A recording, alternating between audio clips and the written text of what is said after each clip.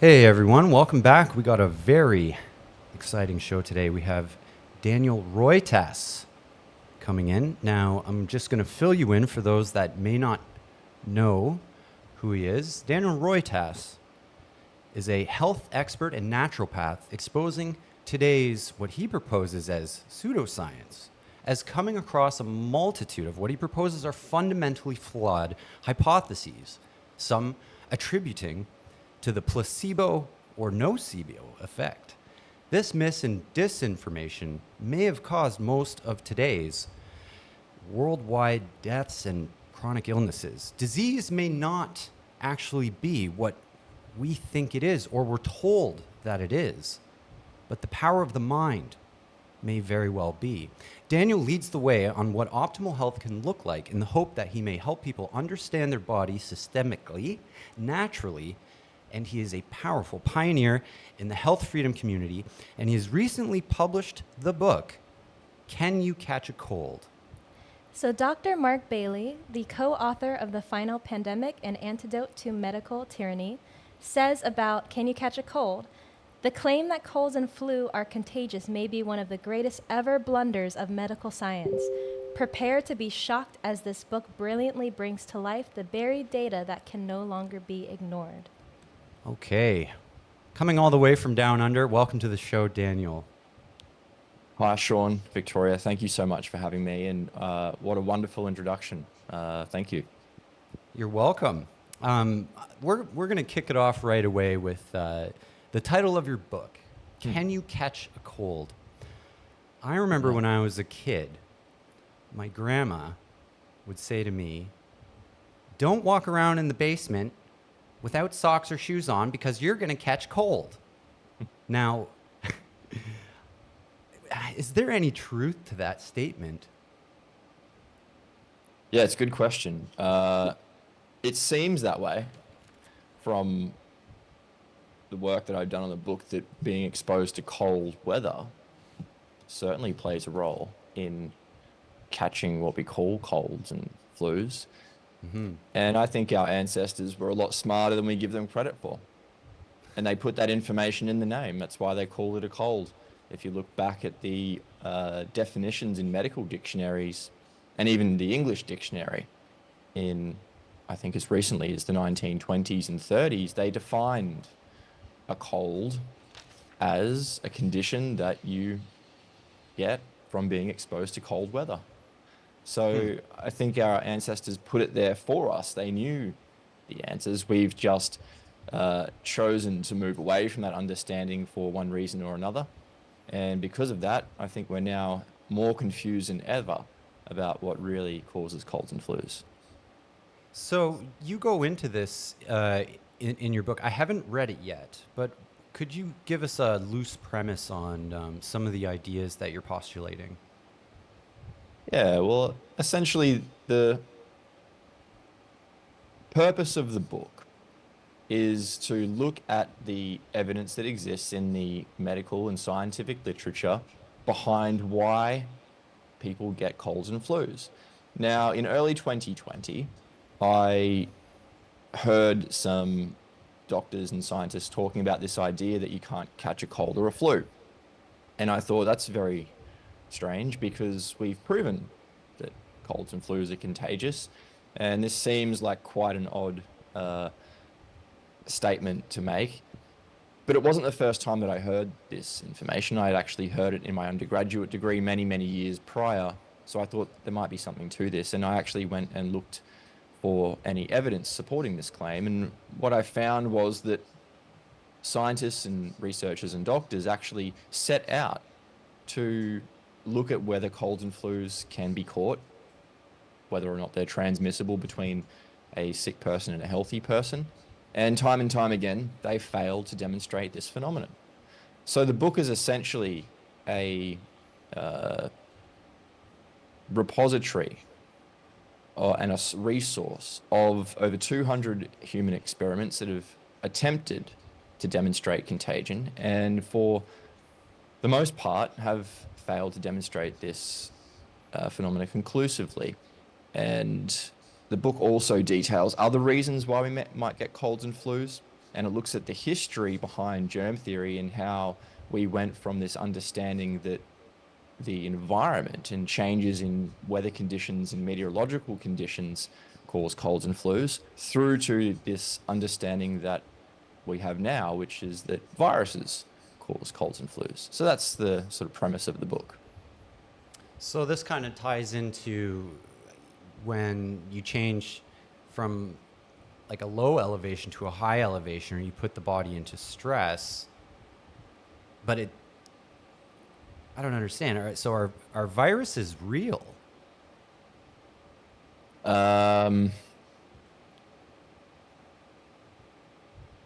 They might be real, but I haven't found any evidence, conclusive evidence, to demonstrate that that's the case. So I'm always open to ideas, and my opinions are based on the evidence that is presented to me and how logical that evidence actually is, and how sound it is. Now, I've done a lot of reading. I've consulted with a lot of people. I've done a lot of research looking into this, and I can't find any evidence that satisfies me that viruses are actually real. I think they may be a misunderstanding as to explain why people get colds and flus, to explain things like transmission. Whether or not that misunderstanding was intentional or by accident, I don't know. I have my ideas, but yeah, it seems that viruses are a construct to explain a much more deeper and possibly complicated set of circumstances and processes that happen between the human body and our environment. So this, what you're saying is going to go directly into some of the topics of discussion that, we're really excited to talk with you about. So what are some of the fundamental flaws of virology that you've seen in your studies? What is disease and what causes disease? And then we can lead into what the human body needs to heal itself. Sure. So your first question, this can be a very complicated thing to understand, because we have grown up with this idea that viruses are real and that they can be passed between people. This idea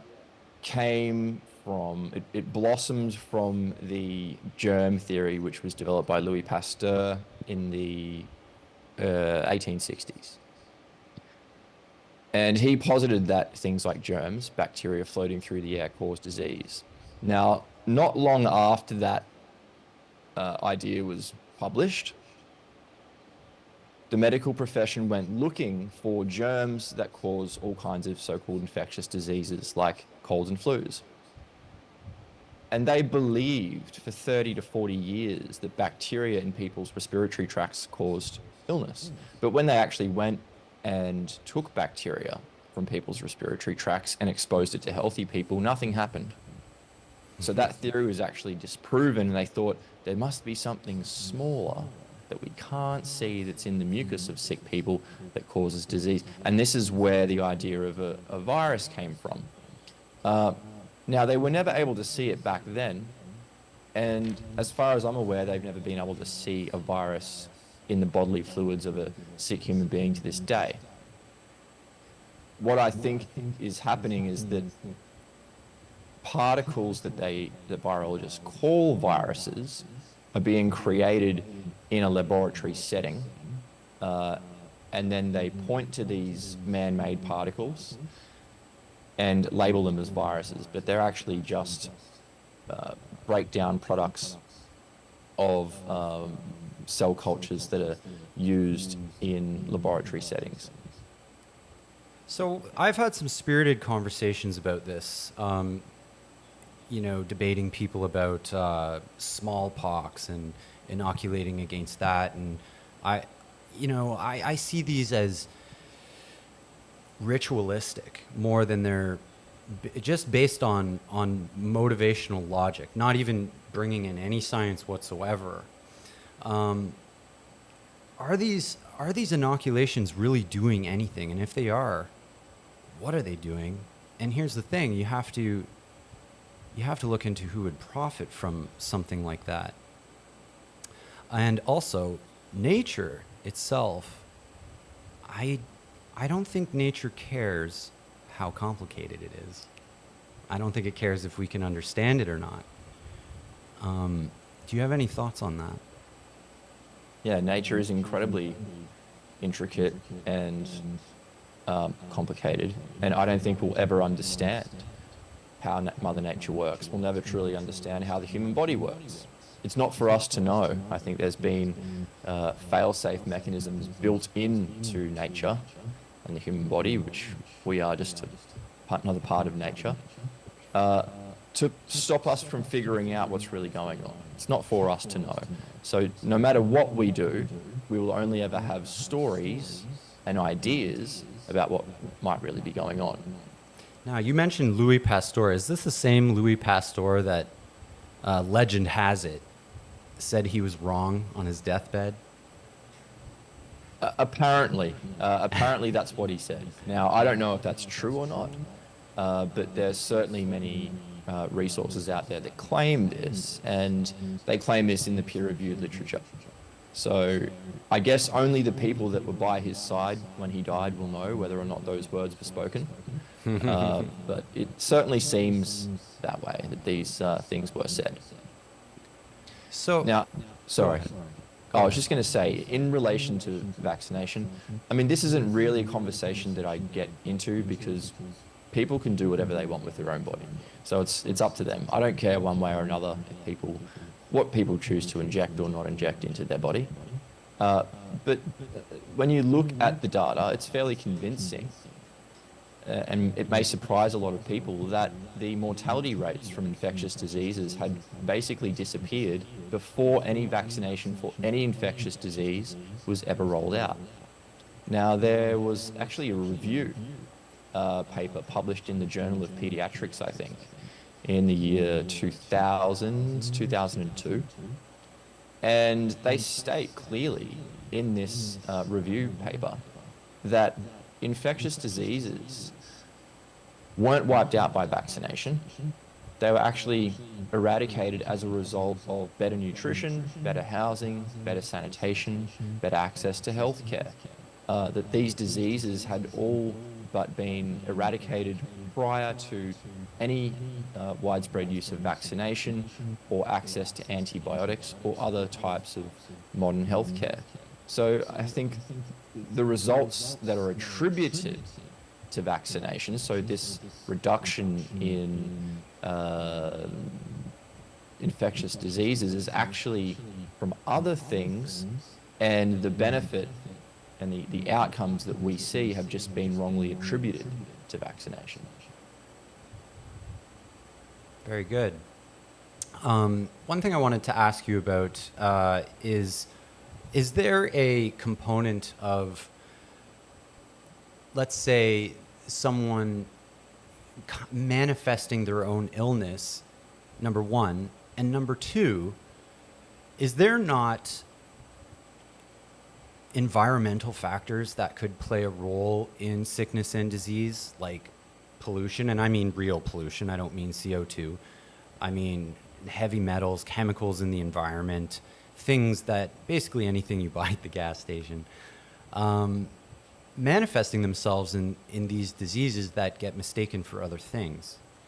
And going off of that question that you asked, I wanted to ask if, because we heard that you mentioned fear, potentially playing a role in the manifestation of symptoms of disease or of viruses. The conversation you had with Alex Zeck recently, and I had written some questions. So, if you tell someone of the sickness that they may get before a study, but you don't mention how the sickness will affect them, do you think that they are more likely to fall ill due to fear of what the sickness will entail? But if you let them know of the symptoms of the sickness before a study, are they likely not to get the symptoms because they are then not afraid of the symptoms having known it now? Also, this is kind of this is like a very long question, not loaded, but long question. If you inject or expose them to or with a sickness and don't tell them of the sickness nor symptoms, they end up not showing any symptoms that they received any contagion, and so the study produces negative results. Then when they're told that they were exposed to these symptoms, or after the study is complete, they end up manifesting the symptoms, and the difference now is that they now know what the study was for. So it's kind of like letting them know before the study happens, or not letting them know that the study is even happening, and then when they discover after what the study was for, then they end up manifesting the sickness. And I wanted to ask, what have you seen in studies such as this? Because something that I did talk with Sean right before this is, I wonder if the fact that doctors tell someone that they're going to get the chickenpox vaccine then has them, they think in their mind, oh, chickenpox vaccine. So they hear chickenpox, they end up getting chickenpox. Whereas in Tim O'Shea's book, Immunization Isn't Vaccination, the children who don't get chickenpox are the children who weren't vaccinated. So I wonder, is just the thought of the fact that I'm getting this vaccine and the name is attributed as chickenpox vaccine, that ends up us manifesting the symptoms because we are expecting it? Very long question. Yeah, and I think it's a good question. I don't know the complete answer to this. I think that people need to be aware of the symptoms of the disease prior to being exposed to the intervention or the power of the mind to manifest those symptoms. So let's say no one knew what the symptoms of a cold were, and you went up to them and said, hey, I'm going to give you cold germs, but you just give them saline. Would they manifest those symptoms of a runny nose, coughing, sneezing, a fever, if they didn't know what a cold was? Has there been studies on that? Not that I've found. So it's hard to really make a comment about that. It would certainly be interesting, like if you just came up with a random disease that no one had heard of before, and you Right. told people that they were exposed to that particular disease, what would Yeah. happen? I think there have been experiments where people have been exposed to various toxins and poisons and things, and they have developed symptoms of poisoning. So it shows that there are things like toxins and poisons out there which can manifest symptoms, which are essentially the healing response. So Right. the toxins and poisons damage the body's tissue first, and then the body has to go into a healing response, which is the symptoms. The symptoms are the remedy to the problem. I've heard the term healing crisis. Is this similar to that? This is in the alternate health space, where they say, you'll get a treatment with, reflexology or something, and someone's got really backed up lymph systems, and they get their lymph worked on or something, and then they break out in like what looks like an allergic reaction. Is that similar to this? And should we be calling it a healing crisis? Yeah. So there is only one disease, and that disease is a thing called allostasis, which is the body in an active state of returning to homeostasis or balance. And those symptoms that we experience are essentially the body's mechanisms that are driving it back towards that state of balance. So the symptoms aren't the problem, and medicine has conflated the symptoms as the disease when it's not. The tissue damage happens first, and then the body comes to clean up the mess, and the symptoms are the thing that cleans up the mess.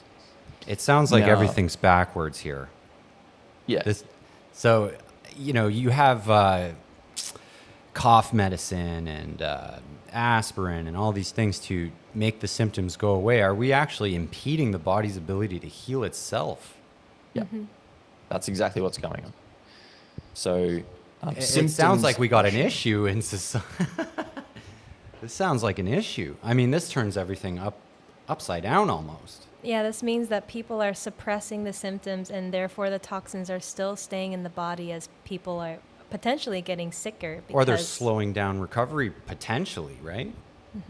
Yeah. all of the above. Yeah. So you're suppressing the symptoms. You're actually suppressing the body's tissue healing response. And you're suppressing the body's ability to get rid of whatever it was that's caused the problem in the first place. So that might seem good at the start when you're acutely ill, but actually what you're doing is pushing the cart down the road for a later time where the body's going to have a more severe response or healing response to deal with those problems. Now, you mentioned that things like healing crises, where you give a certain intervention to a person and they get worse before they get better.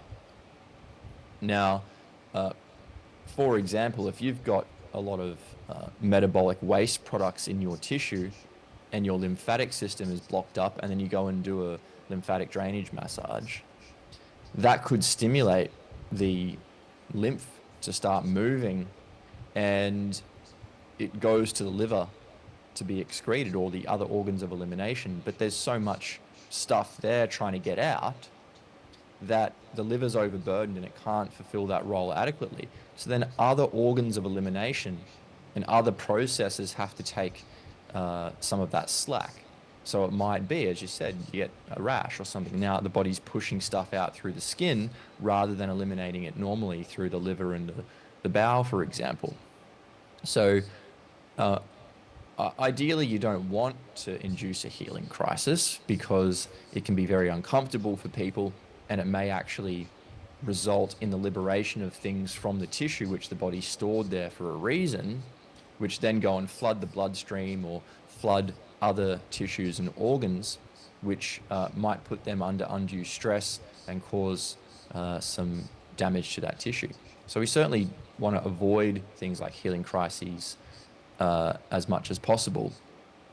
So we want to kind of gently ease into these things as, I guess you could call what are toxins or things that are not good for the body. The body will have a way of sequestering them as to mitigate sickness. Yeah, yeah. The body's incredibly intelligent like that. But the problem arises when we are exposed to things that are not natural. So the body was designed with various routes or channels of elimination for things that we would be exposed to in nature.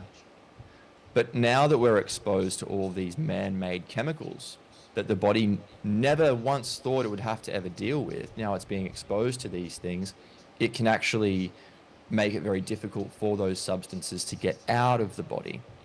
And these substances are called persistent organic pollutants, POPs. And they're called persistent because they don't break down.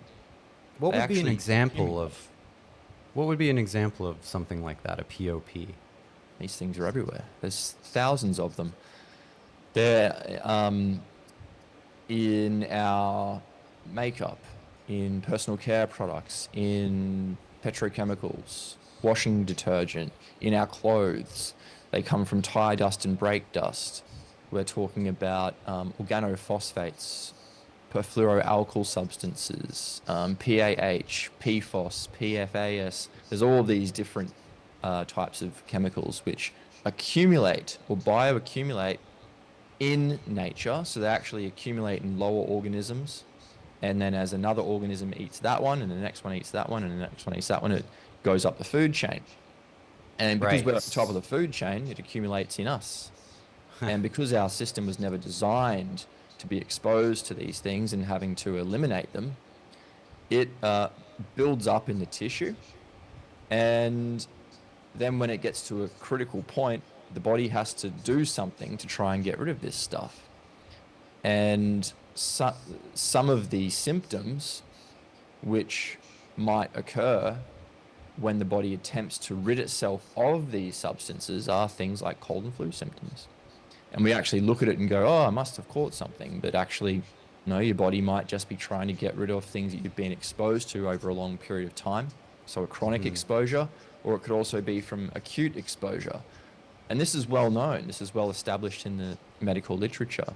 So it's not just things like viruses, if they're even things, that cause cold and flu symptoms. If I'm not mistaken, there was an Irish court case that involved bringing a sample of the COVID-19 virus, verifying a sample, maybe an SEM micrograph or a independently lab verified isolation of said virus. And to my knowledge, they haven't done it. And, you know, it's kind of alarming that they can,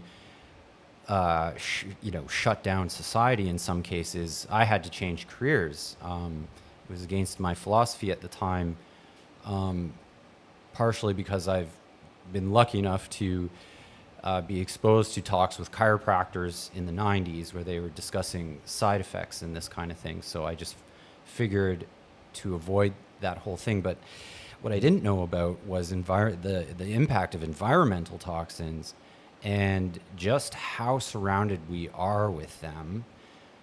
Are there ways that we can mitigate the effects of these environmental factors that aren't that difficult or don't involve expensive drugs or supplements? Or what can we do about this?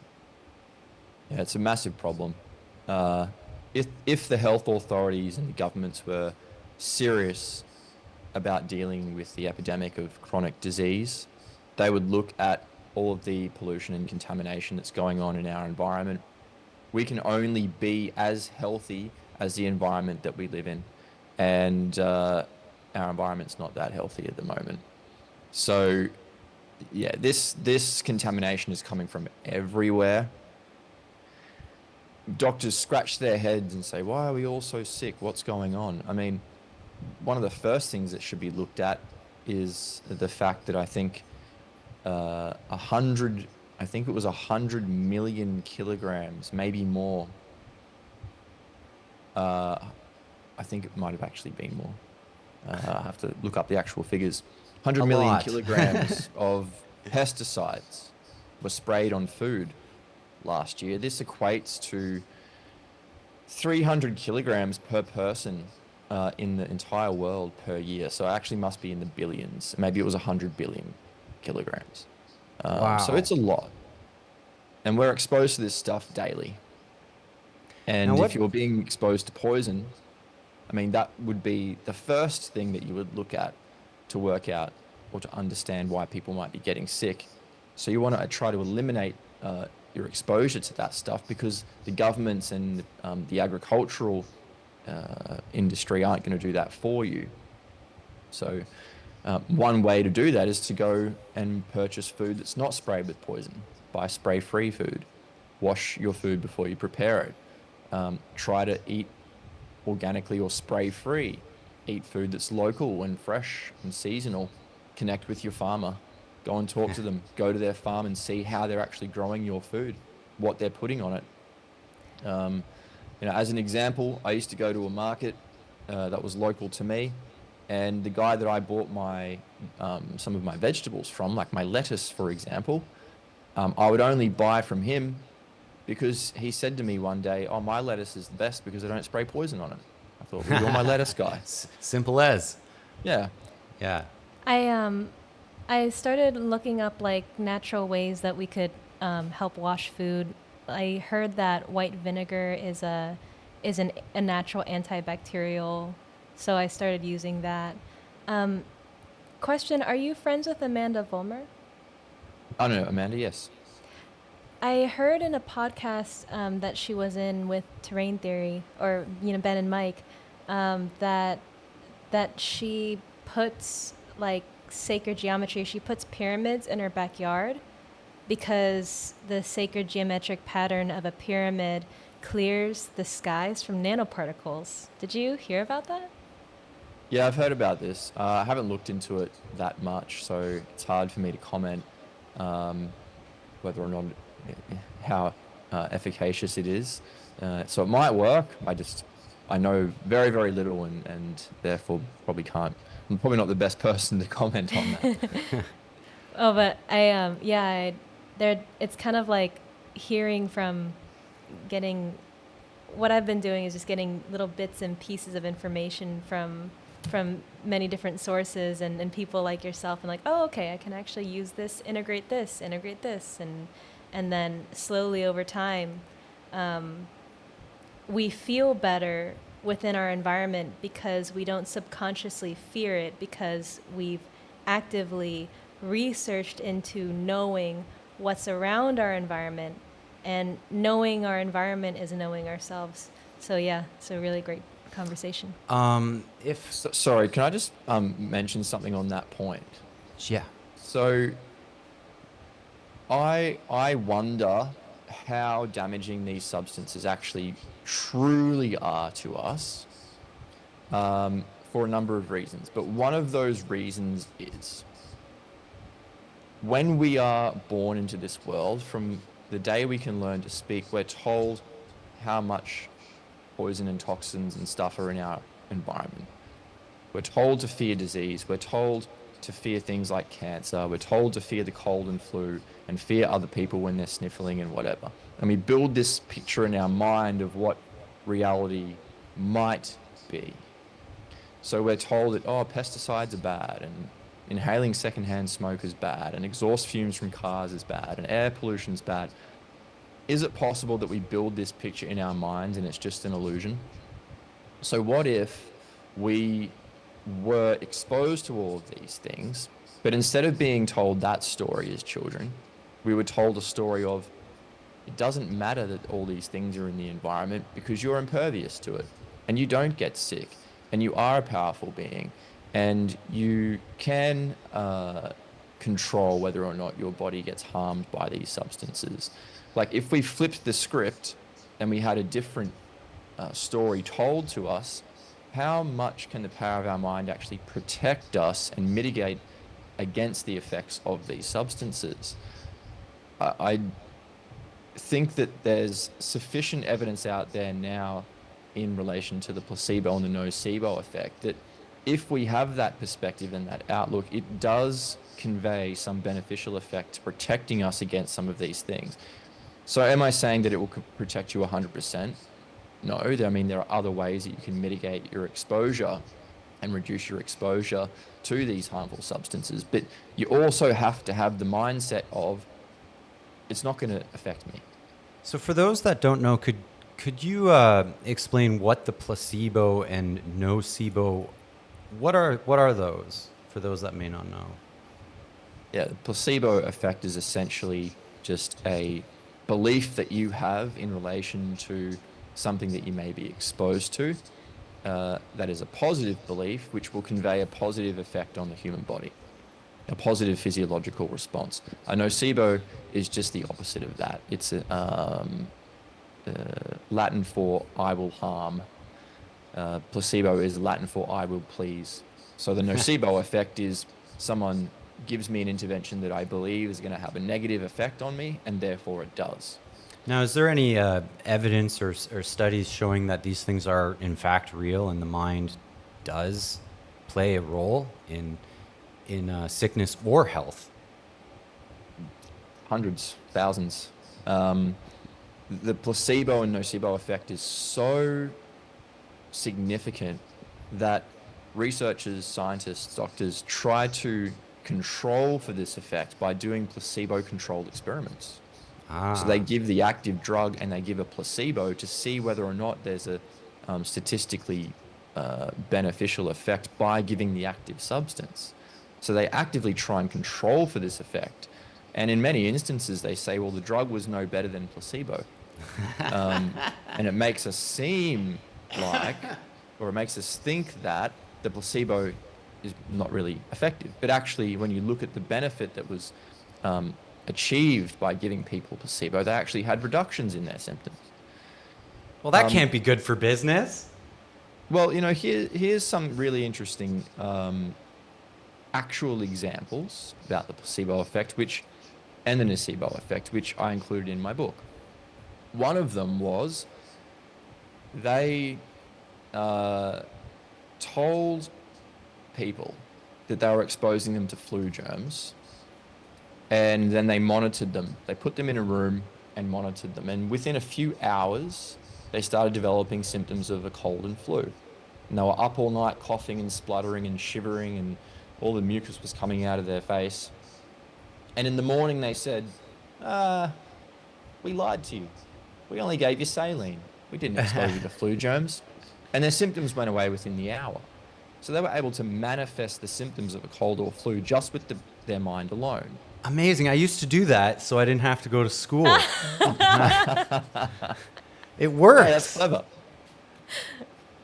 Well, you know, it's method acting. It goes as far as things like the effects of chemotherapy. So there are experiments where they told people they were giving them chemotherapy and they were just giving them saline, but their hair fell out and they started getting nausea and vomiting and these symptoms that are associated with chemotherapy just because they believed that they were getting exposed to this stuff. There are instances of people reversing things like cancer, where they believed that they were getting exposed to a treatment that would cure them, and their disease went away. Now, in this example that I'm thinking of, after the gentleman's cancer went away, he heard on the radio that the drug he received was a failure, and his cancer came back. But then his oncologist thought, what if we lie to him and we tell him that there's a new drug, it's a super strength form of this drug, it's having really, really good outcomes in the preliminary trials, and it seems to be the treatment that's going to fix his disease. So they started injecting him again, and he was under the belief that he was being injected with this drug, this super strength drug, and his cancer went away very, very rapidly. Incredible. But then they told him that he was actually being exposed. This poor guy. Yeah. They told him that he was being exposed to saline. And so he realized he wasn't getting the drug, the cancer came back, and he died. So, I mean, this is all published in the medical literature. If your body is powerful enough to make your hair fall out or to reverse things like cancer, surely it's powerful enough to manifest symptoms of a cold or flu. So when you have a pandemic and every single government agency, news body, peak health body is telling you that there's a disease coming, it's going to hit this location at this time, you're going to experience these symptoms for this long, yada, yada, yada. They tell you everything that you are going to experience, when to experience, how to experience it. You believe it to be true because it's coming from a place of authority, and you manufacture a pandemic with nothing more than the power of placebo or nocebo. So do you think there's an opportunity here, as a lot of people are, I believe, and I hope in my heart, have wisened up that perhaps there's something else going on in the health world and that there could be actually a bright side to this, in that we're learning these systems? So maybe, like, for example, you know how, the government lied to people and said that, COVID is going to spread on everything. Maybe, I know we're on the truth journey, but maybe lying to people actually has benefits as well. Well, at least the power of the placebo effect, I think, is almost completely brushed aside. It's not something that I knew much about until recently, and I was pleased to. I actually watched a couple of your other shows where you went into it, and I had no idea there was a lot of literature and peer-reviewed studies about it. It makes me wonder, what is the direction of alternate health now, and how do we avoid getting stuck into dogma and come from a position of trying to learn the truth?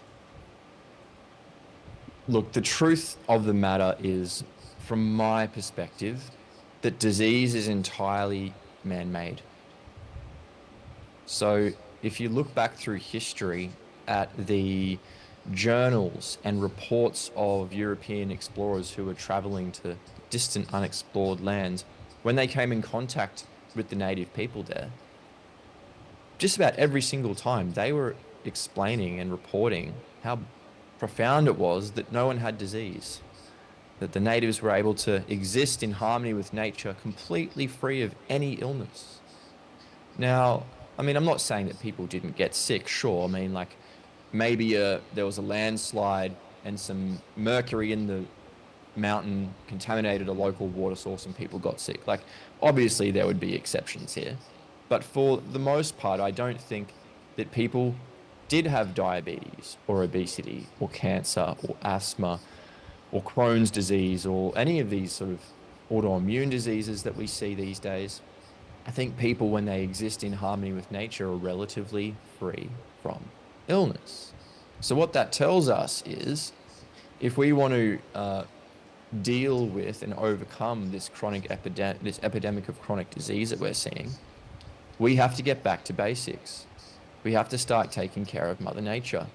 We have to start living more in harmony rather than in opposition or being at war with Mother Nature, which also includes ourselves. So we have to realize that our body is only ever doing the right thing. It wants us to survive. It wants the best for us. It's not against us. So what tends to happen is that industry blames Mother Nature for all our ills. It says that germs in the environment cause disease, or that substances in plants, like plant chemicals, cause disease, or inflammation in the body causes disease, or it's something in nature, it's something in your body, it's a gene, it's a germ, it's an unknown thing, it's a big mystery. And they do that. They blame Mother Nature as a scapegoat to cover up for the fact that we're all being exposed to substances which are harmful to our body and they're not conducive to life. So this takes a massive paradigm shift for all people, not just people in the natural medicine industry. But yeah, we have to undergo this realization, have this paradigm shift, and realize that health isn't actually complicated. It's very simple. All we have to do is stop poisoning ourselves, give the body what it needs, which is essentially being in and around nature, sunlight, being connected to the earth, drinking clean water, eating local, fresh, quality food, connecting with the people that you love, getting good quality sleep, going to bed with the sun, coming up with the sun, having enjoyment and laughter and love in your life. I mean, just very, very simple things. And when you give the body those things and you remove what it doesn't need, so poisons and toxins and whatever, well, the body takes care of the rest. There is no disease and illness. So it's not a big mystery. Our forefathers had worked this out. They knew this information in the late 1800s, the sanitarian doctors. This is how they practiced. So they essentially looked at a person and said, right, these are the things that you need to thrive and survive. Let's do an audit of your diet and lifestyle. Oh, you're not doing this. You're not getting enough sun exposure. Well, now these are the things you need to do to make sure you're getting enough sun exposure. And they dealt with those essential things first, and then saw how the body responded before they went in with any like ingestive therapies like herbs or invasive procedures like surgeries.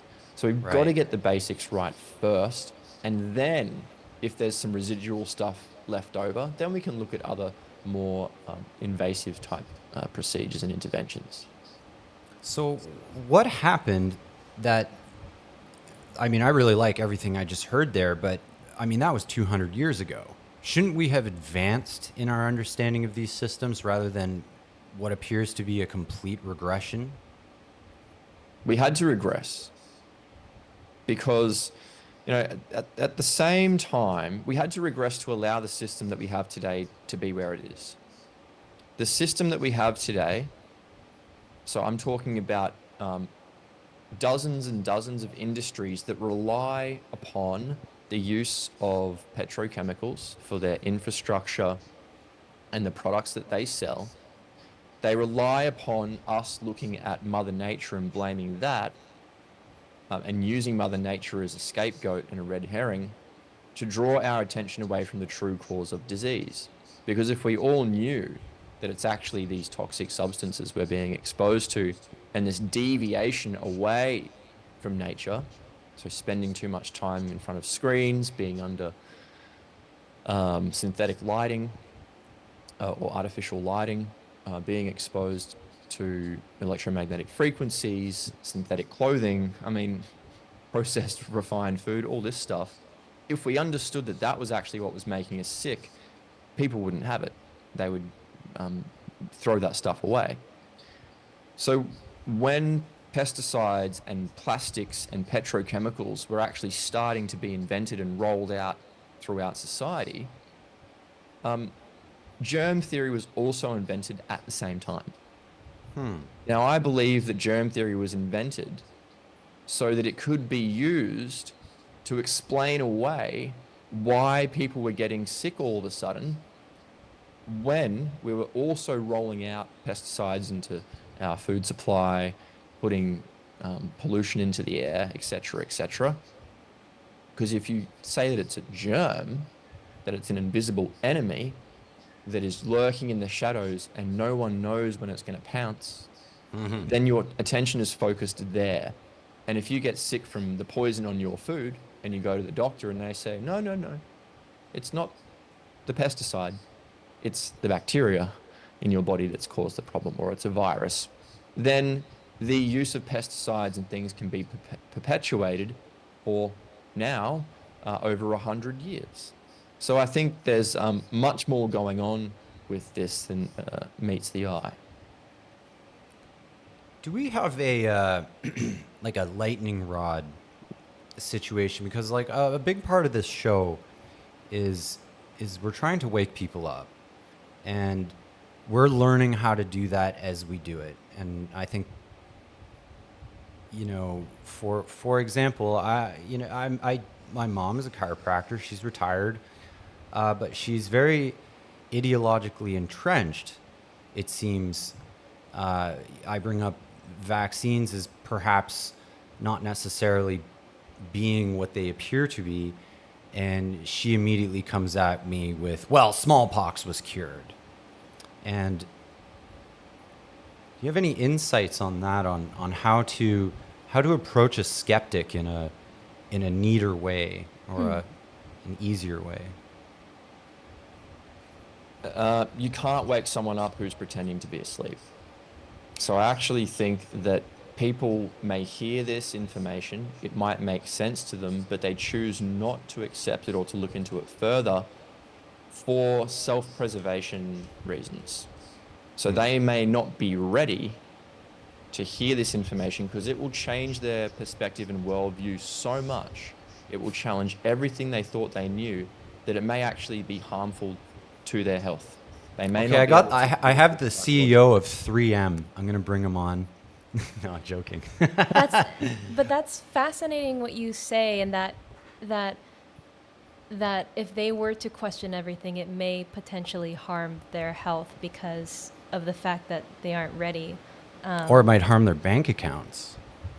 See, Their livelihoods, yeah. Well, I mean, that's the thing. That's the almost idiot factor, I think, that we're contending with is, yes, there's people using tons and tons and tons of pesticide and they're putting it all on this food. Well, what are they eating? And what are they surrounding themselves with? These are human beings and they're running these companies and clearly doing and perpetrating actions that are just plain unhealthy. Do they live on the moon? Do they live in a spaceship like me? No, they're on Earth with everyone else, and this is going to catch up with them logically, I would think.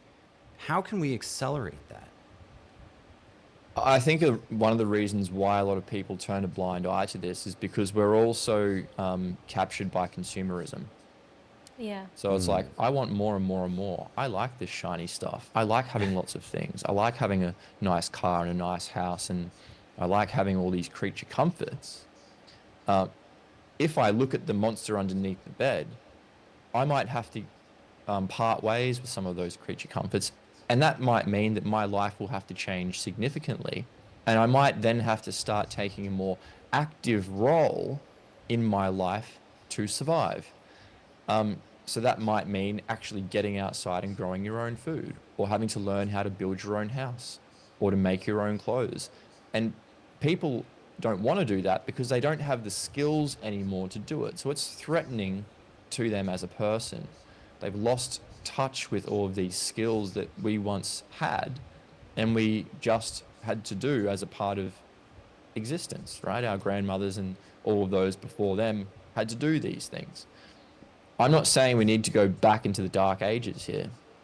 I'm saying we just need to think about ways that we can modify what we're already doing that are more in alignment with nature. So just looking at ways of building infrastructure and dwellings and houses and various other buildings with natural building material, rather than using all this synthetic rubbish. Growing our food locally, understanding that you actually don't need pesticides when plants are healthy, because insects don't attack healthy plants. Just getting all of this information our forefathers used to know. I mean, 100 years ago, this is how the world operated, and before then. It's just this last 100 years where society has changed. We've gone through the third or maybe the fourth agricultural revolution. We're up to our necks in this sort of consumeristic lifestyle. No one wants to part ways with it. And for those reasons, it's hard to make people see differently. So we're definitely up against it. But all we can do is keep putting the information out there. And those who are ready will listen, they will heed the message, and then they will take action. Once they start seeing other people in their life taking action, they want to stay a part of the group. They want to stay a part of the majority. So then eventually they too will make that change. But this isn't going to happen tomorrow. We didn't get here in a day. So it's going to take more than a day or a year or even a decade to undo all this stuff that we've created for ourselves. So there is do you have something? I was going to say that on a numbers count, we may actually not need that many people, to wake up or to become consciously aware. I'm finding Dr. David Hawkins' map of consciousness. Doing the math, if we were to count about how many people who could, help change the world by our own frequencies, it would really, I think, around between 500 to 700 hertz, it would really only be a few thousand people, anywhere between I was doing the math between 13,000 to 5,000, and Well, how do you quantify charisma? Is it a vibration? Yeah. Well, I don't know about charisma, but Someone very wise told me once that if you want to influence people, just do what they should be doing and look good while you're doing it. Maybe that'll work. And I think, we're onto something. There's certainly a lot of people that are very interested in changing the paradigm. We happen to live, Victoria and I are living in Latin America for various reasons. It's pretty good here. Is it going to stay the same? I don't know. But for now, we know the people that we buy the food from, personally. I've seen the places that they're grown. Mexico is still a humanist. Again, for now, it's a humanist government. They removed Monsanto. A lot of people don't understand how much of a battle that was, and that it was literal warfare with guns and mercenaries to get them out of the country. That's how entrenched Monsanto was in Mexico, but they're not allowed in the country anymore. And, as someone that wants to live a healthy life, that was very valuable and appealing to me. So here I am. Something I wanted Sean, sorry to interrupt you. I think this is another important thing to just mention. We are under assumption on the belief that contagion only works one way. So that contagion is only due to, or it only causes the spread of disease. But actually, contagion works the other way, and for many beneficial effects and physiological responses. And I don't want people to necessarily know this, but things like happiness are contagious, joy, anger, like basically every single human emotion is contagious. Now, we can get a spreading effect through a community depending upon what emotions people are choosing to experience and convey. Now, Joy is 540 hertz, by the way. Anger is 150 hertz. Peace is 600. Love is 500. So higher numbers That's seem right. like they're better. I like yeah, that. they spread more easily, but they won't necessarily spread when you're locked in or trapped in a fear state. So fear will spread more easily when everybody's in this fear state. But it only takes one person to shift out of that state into a state of happiness or peace or joy or love, and that will spread. So when people say, well, I'm just one person, what's me, little old me, going to accomplish by changing my views and perspectives and outlook on life and how I live my life, and what I think and what I feel? How is that going to have any impact on the world? Actually, it has a profound impact, because that will spread to other people, and then that will spread, and it will continue to spread to others. So when you say we only need a few thousand, tens of thousands, maybe hundreds of thousands of people around the world shifting their perspective, that's because these emotions and this change in ideologies will spread to other people through a phenomenon known as social contagion. Now, that's incredibly powerful. And when we all understand this, or some key people understand this, and we embody it, then I think it's not long until it's game over for the powers that should not be. Haha, very good. Do you know about the study of the laughing study that you talked about with Alec? No, I don't know about it. Would you It was a laughing study. would you mind, Is it Daniel? similar to the slow clap? I'm curious. Well, yeah. Look, they've done this in many different experiments. So not just with, they don't necessarily understand why these things happen, but emotions and physical cues can be transferred across to other people. So for example, like I know you're talking about laughing. I'm not particularly familiar with that study, but there's one where they did this with, I think it was yawning, possibly. And what they were looking at was, what benefit does that convey to other human beings? And what they're suggesting is that it may send silent cues to other members in the group to adjust the pressure in their ears. It may convey that there's been a change in the atmospheric pressure in the local environment.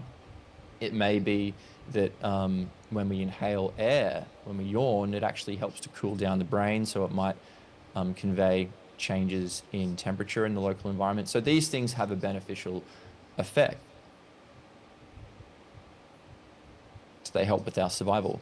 So why is it that things like laughing and yawning and smiling and love and joy are contagious? I don't really know.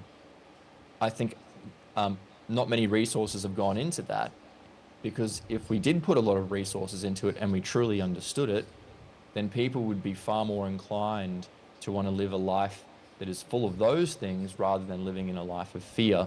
And this current system that we're in can only operate when people are in a state of fear. So we have to shift out of that and shift in towards these higher frequencies of being, like you mentioned, the higher states of love and peace and joy and happiness, to accomplish that. I love that. And I think that's a good place that we can start wrapping this up. Before we go, I'm just going to bring up a picture. This is Daniel's book, Can You Catch a Cold? Where's the best place that people could run and grab this? And I'll put it in the description afterwards. But Yeah, thanks, Sean. The best place to get that book is on Amazon, amazon.com. I am in the process of getting it up on Lulu because I know that a lot of people don't necessarily want to get their reading material from Amazon, and that's fair enough. Lulu is probably another month, 6 weeks away. There's been a few teething issues with that. An ebook is on the way, so that will hopefully be out in the next month or so.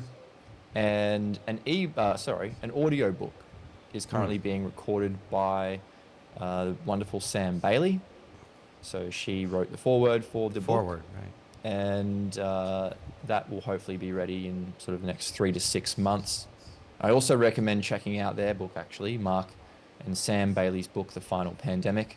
They published their book around the same time as me, and it's a wonderful critique. It's another nail in the coffin for the germ theory.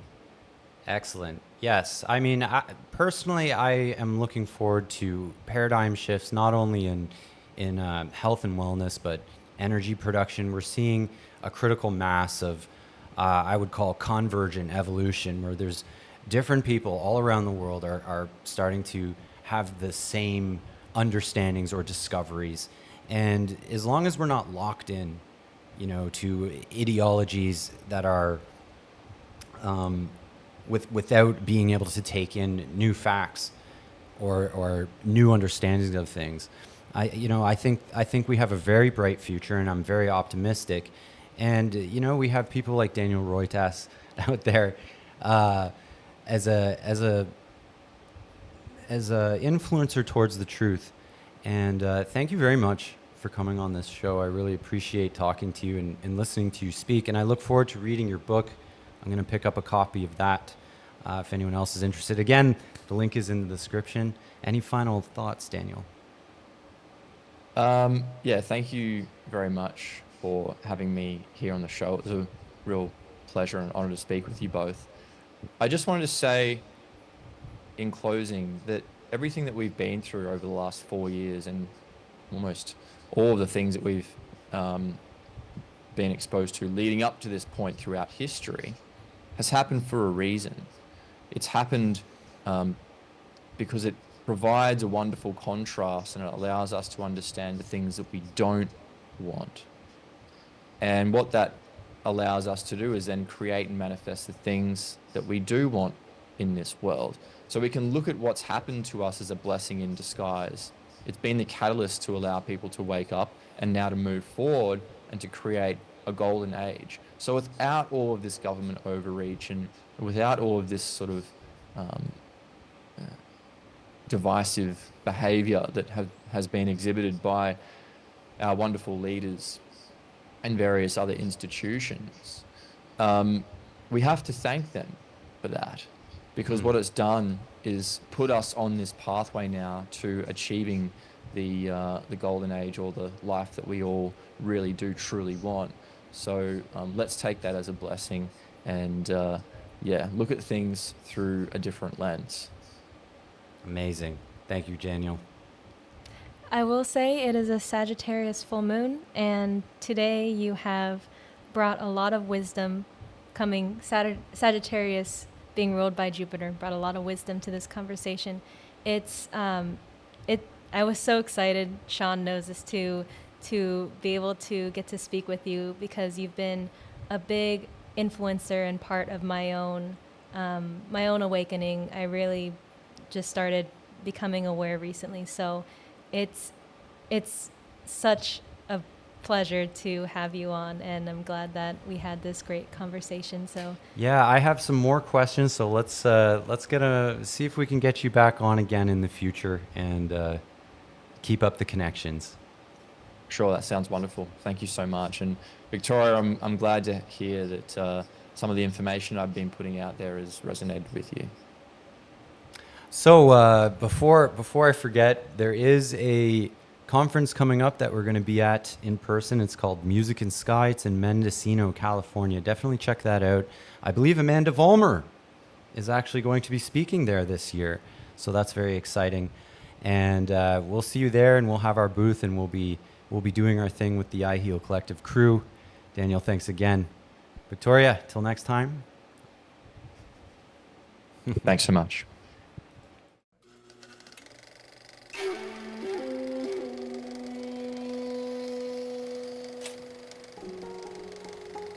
In Japan, a country known for its citizens' longevity and vitality later in life, there were special pools where people could bathe in the waters that was recently churned through the inner workings of the mountain.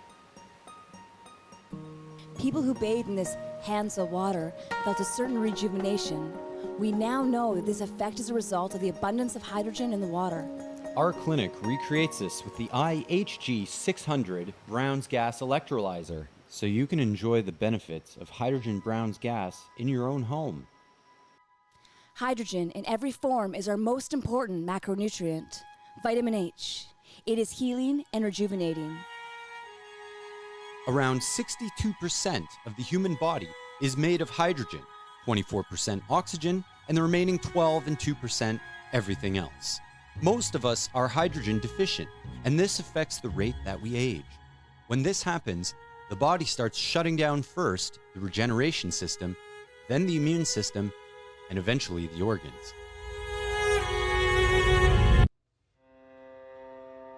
We do not uptake all of the water that we drink. This is why we structure an alkaline water. This helps the uptake rate, but there is vast room for improvement. Ideally, we want our water to be plasma, that is in the blood the minute it enters our body, not after the digestion process. And there is a way to do this. Increased hydrogen saturation has amazing regenerative and healing effects. The IHG 600, engineered by Ed Wonder, is designed to provide the efficacy of both hydrogen gas and water. Stay tuned for our next video where we talk about the science behind this. For those of you not able to join us in Mexico, we can teach you how to set up your own machine. Please subscribe to our social media and follow us on our journey to healing and hydration.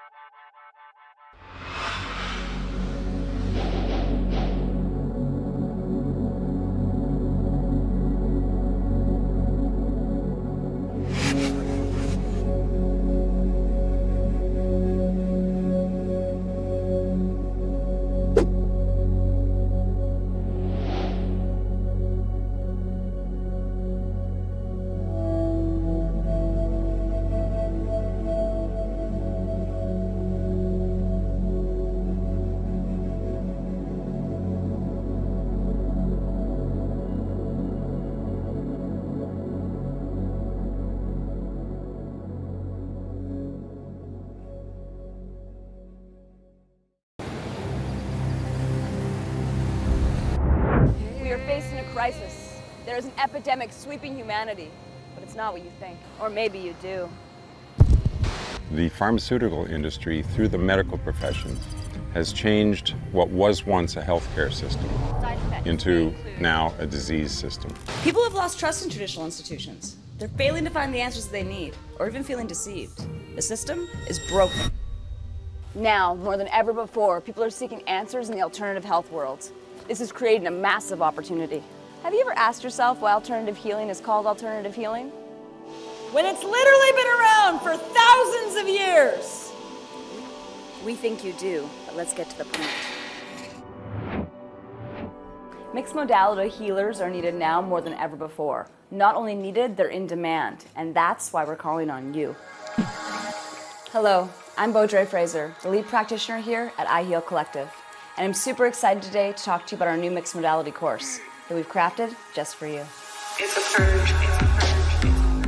We have combined powerful modalities such as advanced reflexology, deep tissue body work, cupping, lymphatic drainage, sound and vibrational healing, and more for you to power up your practice. Join us in paradise! Our healing center in tropical West Coast Mexico is where you learn why mixed modality treatments are not just the past, but the future of healthcare. Are you ready to be a part of that? We think you are. Side effects? How about feeling great? We know what they're trying to make you believe. But the truth is, we can learn to heal ourselves.